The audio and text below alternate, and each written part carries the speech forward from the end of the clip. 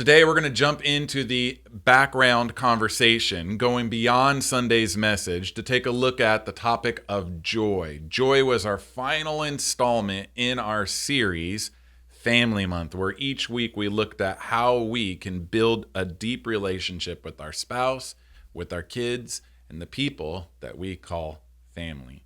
Let's jump into the topic of joy. How do we experience joy in our households? And so what do you think we can do to be more contagious with our joy, to be more contagious with our family or with our friends or our coworkers? What can we do that will help joy stick with them? Yeah, I think that's the whole point of the series, right? Is that we're to do life with one another. And as you do life with one another, where it's not just about the activities, the schedule, work, going through the motions, but it's actually about being there for one another, daily showing up, checking in, praying for each other, breaking bread, eating meals together. The rhythms you talked about before. Building deep relationships. And now we're on this joy. How do we do this? Well, as you do life with people in that type of nature, it's going to have some organicness to it, where you're going to organically show your joy that you're having in your life, whether that be because God just did something, or you just read something, or just had this epiphany from God, or that these people that are in your life do bring you a level of joy and you're able to celebrate and share that. But you have the opportunity, because you got to remember this, as a Christ follower, you have Jesus, right? His Holy Spirit living in your heart. So you have supernatural abilities. And when you walk into the room, you are supernaturally walking into the room, not just physically walking in the room. And you're walking in with the fruit of the Spirit, right? The characteristics of God.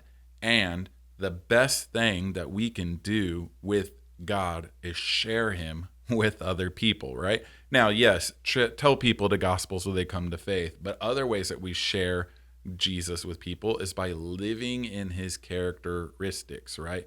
And so joy is better to be shared than to be kept to yourself.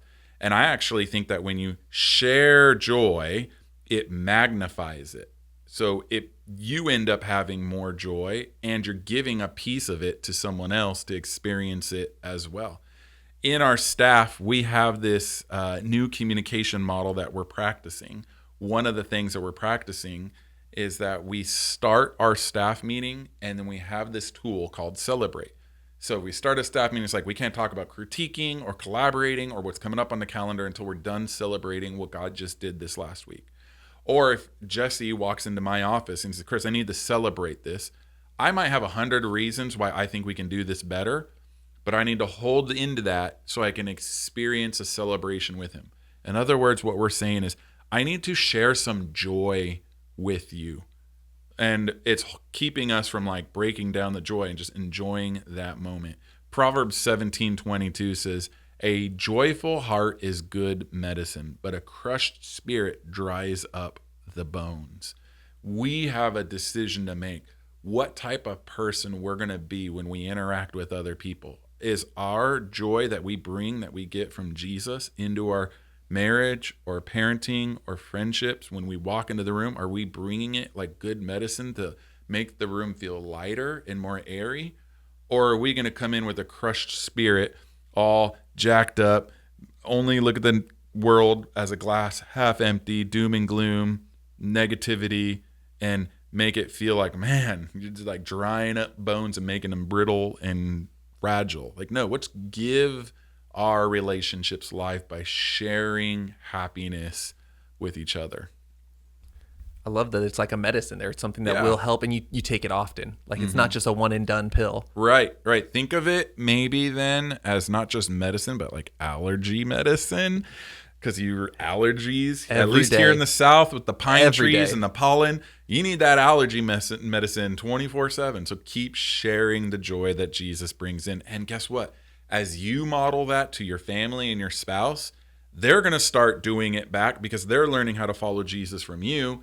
And there will be moments where they walk into a room and they're bringing you joy, and they're sharing joy with you. And it becomes like this joy overlapping emotional goodness in your home. And I think that's how we get to that big takeaway, that when your home sounds like joy, it looks a lot like Jesus. Because let's be honest, when we think about going to heaven, You know, that well done, good and faithful servant line that we all pray we hear when we get to heaven. We want to experience a Jesus that's joyful, that's excited to see us, right? So, of course, we know Jesus is full of joy. So, if he's changing our heart from the inside out, if we're becoming more like Christ as we choose to live for him, then of course, we're going to become a person that shares more joy, just like how Jesus wants to share joy with you. Hey, if you like today's conversation and you want to hear more of that, jump onto our YouTube channel, Chris Dukas. It's my YouTube channel, and you can see the full podcast episode of Lights On with Pastor Chris.